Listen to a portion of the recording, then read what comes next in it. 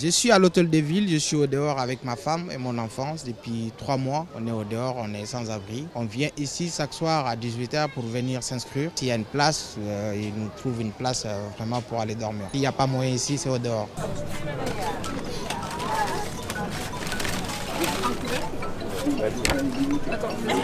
Ça va, il y en a encore, mais c'est juste que je préfère préserver. Là, pour vous dire, l'autre soir, c'est 200 personnes qui se sont présentées à notre permanence pour seulement un peu plus de 130 places. Nous, on est arrivé au stade où les enfants de plus de 6 ans, on ne peut plus leur proposer de solution d'hébergement d'urgence. Les femmes seules non plus. Donc maintenant, ça fait quelques jours qu'on ne peut quasiment plus rien faire parce qu'on a 90 enfants maintenant avec une trentaine de bébés de moins de 3 ans. On est devant une réalité où on n'arrive plus à pallier.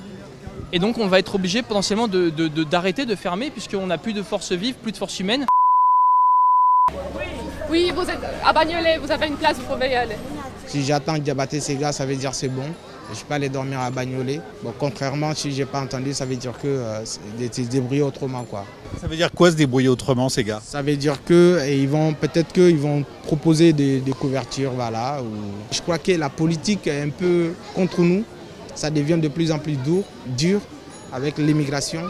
Tout ce qui demande pour obtenir un papier, tout est compliqué de plus en plus. Moi, je m'inquiète beaucoup pour l'avenir de mon fils, de ma femme. Je me demande qu'est-ce que je serai, qu'est-ce que je vais devenir. Ma vie sera quoi? Je vais apporter quoi?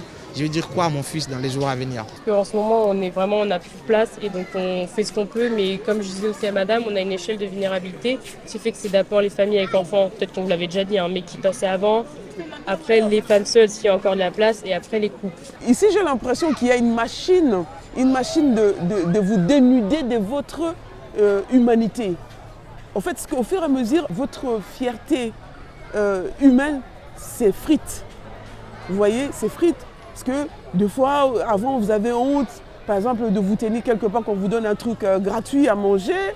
Et puis qu'on vous donne, que vous retrouvez par exemple à dormir dehors, vous commencez à trouver ça normal. La fierté disparaît. Vous perdez votre identité et ça, c'est pas normal. Oui, donc vous avez une place. Il n'y a pas Utopia, on dort dehors. Comme avant-hier, ils n'ont pas appelé parce qu'ils ont beaucoup de place, 120 personnes. J'ai dormi à l'hôpital Pontoise avant-hier. Et même mon fils, il a de la fièvre et tout ça, parce qu'ils ont plein de gens, il y a plein d'enfants. Moi, j'ai un seul. Ils prennent des enfants, des bébés, 4 enfants. Hier, quand ils m'ont vu, je suis malade, mon fils est malade, ils nous ont pris. S'il n'y a pas Utopia, on dort dehors. Alors on a ça, on a les hôtels, ou alors on a chez des familles à Paris. Ok, alors du coup tu lui expliques qu'on a 3 solutions.